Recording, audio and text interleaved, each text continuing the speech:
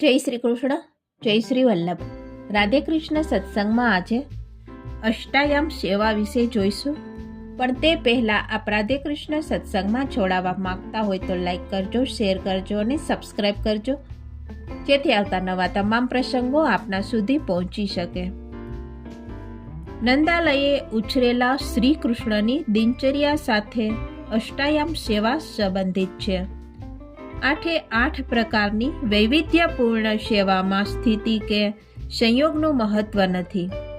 મહત્વ છે દીનતાનું અને પ્રેમનું, અનન્યતા, તદાધીનતા અને તત્સુખત્વની ભાવનું. પ્રભુની બાલકૃષ્ણ સેવામાં મુખ્યત્વે વાત્સલ્ય ભાવનું પ્રાધાન્ય છે. તેમ છતાં તેમાં સખા ભાવ, દાસ્ય ભાવ, માધુર્ય ભાવ આદિ ભાવોનો પણ સમાવેશ છે. અષ્ટાયામ સેવા પ્રણાલીમાં ઐશ્વર્ય ભાવ તો જરા પણ નથી. 8 પ્રકારની સેવામાં સેવ્ય સ્વરૂપ ભલે એનું એ જ હોય. બાલકૃષ્ણ ગોવર્ધનધારી રૂપ બિરાજતું હોય, પરંતુ પ્રત્યેક સમાના દર્શન વખતે ભક્તોએ પ્રભુના નોખા સ્વરૂપનું મનમાં ધ્યાન ધરીને ભક્તિભાવે દર્શન કરવાના હોય છે. અષ્ટાયામ સેવામાં પ્રત્યેક સામાના દર્શનમાં શ્રીનાથજી જુદા જુદા સ્વરૂપે આપણી સન્મુખ ઠાડા છે એવી ભાવના આપણે મનમાં ધારણ કરવાની છે. ટૂંકમાં મંગળાના દર્શનમાં શ્રી નવનીત પ્રિયાજીના, શૃંગારના દર્શન શ્રી ગોકુળચંદ્રમાજીના, ગ્વાલના દર્શન શ્રી દ્વારકાધીશજીના અને રાજભોગના દર્શન પ્રભુના મૂળ સ્વરૂપના ભાવે એટલે કે શ્રીનાથજીના ભાવે કરવાના છે. ઉત્થાપન સેવાના દર્શન શ્રી મથુરાધીશજીના, ભોગના દર્શન શ્રી બાલકૃષ્ણના, સંધ્યાના દર્શન શ્રી વિઠ્ઠલનાથજીના અને શયનના દર્શન શ્રી મદનમોહનજીના ભાવથી કરવાના છે. કૃષ્ટિ સંપ્રદાયમાં અષ્ટાયામ સેવા 2 ભાવથી થાય છે. એક નંદાલયના ભાવથી અને બીજી નિકુંજના ભાવથી. નિધિ સ્વરૂપના મંદિરોમાં અને પ્રસ્થાપિત હવેલીઓમાં થનારી અષ્ટાયામ સેવા પાછળ નંદાલયનો ભાવ રહેલો છે.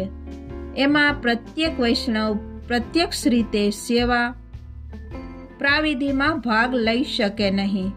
વ્રજભૂમિમાં નંદ બાવાના ઘરે બાલ કનૈયાના દર્શન કરવા જતી ગોપીઓની જેમ દૂરથી જ પ્રભુના દર્શન કરવાના છે. જ્યારે નિકુંજ ભાવની સેવામાં જે રીતે વ્રજના ગોપીજનો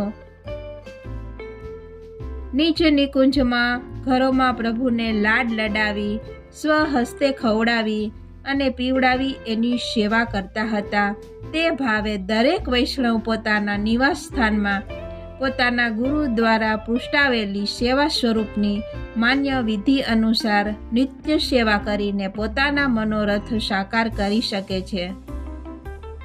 વૈષ્ણવો પોતાના ઘરમાં કરાતી સેવામાં મધ્યાહન પૂર્વેની તૃતીય ક્રમની ગ્વાલ સેવા ન કરી શકે અને મધ્યાહન પછીની દ્વિતીય ક્રમની ભોગ સેવા પણ ન કરી શકે. તેથી એમની નિકુંજ સેવા અષ્ટાયામને બદલે ષષ્ટાયામ બની રહી છે. કૃષ્ટિ સંપ્રદાયમાં પ્રભુના સેવ્ય સ્વરૂપને જળ, પાષાણની, કાષ્ટની કે ધાતુની મૂર્તિ તરીકે નહીં, પરંતુ સાક્ષાત જીવંત વ્યક્તિત્વ ધરાવતી પ્રતિમા સમજીને એમની સેવા કરવાની છે. અષ્ટાયામ સેવા પાછળ 3 પ્રકારની ભાવના રહેલી છે: સ્વરૂપ ભાવના, ભાવ ભાવના અને લીલા ભાવના. સ્વરૂપ ભાવનામાં આધિભૌતિક ભાવ સમાવિષ્ટ છે. જે સ્વરૂપની સેવા કરવામાં આવે છે તે સ્વરૂપ શેનું છે તેનું દર્શન કરવું એટલે સ્વરૂપ ભાવના. કૃષ્ટિ સંપ્રદાયમાં શ્રીનાથજીને ભોગ રૂપે ધરાતા પદાર્થો, સામગ્રી ઇત્યાદિ મૂળમાં તો વ્રજભક્તોના ભાવાત્મક સ્વરૂપો છે. તેથી ભાવ ભાવનામાં આધિદૈવિક ભાવ સમાવિષ્ટ થાય છે. દાખલા તરીકે નંદાલય ભાવ કે નિકુંજ ભાવમાં શૈયા મંદિરના દ્વાર જાણે સ્વામીજીની પાપણ હોય એ ભાવ મનમાં ધારણ કરીને ખૂબ હળવેથી અને સહેજ પણ અવાજ ન થાય એ રીતે ખોલવામાં આવે છે. આ થઈ ભાવ ભાવના. લીલા ભાવનામાં સમાવિષ્ટ આધ્યાત્મિક ભાવ એવો છે કે પ્રાતઃ મંગળાથી રાત્રિના શયન સુધીની જે અષ્ટાયામ સેવા પ્રયોજાય છે તેનું તથા પ્રત્યેક તિથિ વિશેષ ઉત્સવ વિશેષ પ્રભુને જે વિશિષ્ટ પ્રકારના શૃંગાર, વસ્ત્રાભૂષણો, ભોગ ઇત્યાદિ ધરાવાય છે તેનું જ્ઞાન પૃષ્ટિજીવી વૈષ્ણવે હૃદયસ્થ કરવું. પૃષ્ટિ માર્ગના હર કોઈ વૈષ્ણવે પ્રભુની સેવા ગોપીભાવ એટલે કે સ્ત્રી ભાવથી કરવાની હોય છે. વ્રજ ગોપીનો લાવણ્ય ભાવ મનમાં ધારણ કરીને જ વૈષ્ણવ પુરુષે પણ પ્રભુની સેવા કરવાની છે. પૃષ્ટિ માર્ગીય પુરુષોએ સાચા અર્થમાં પ્રભુ શ્રી કૃષ્ણની સેવાનું ફળ પ્રાપ્ત કરવા માટે કંચુકીના સ્થાને વૈષ્ણવી બંડી, સૌભાગ્ય ચિહ્નના સ્થાને ઉર્ધ્વ તિલક અને મંગળસૂત્રના સ્થાને તુલસીની કંઠી કે તુલસીની માળા ધારણ કરવાની હોય છે. આ છે આપણી અષ્ટાયમ સેવા. આ સાથે જ આપણે આજના રાધે કૃષ્ણ સત્સંગને અહીં વિરામ આપીએ. ફરીથી મળીશું નવા સત્સંગની સાથે. જય શ્રી કૃષ્ણ, જય શ્રી વલ્લભ.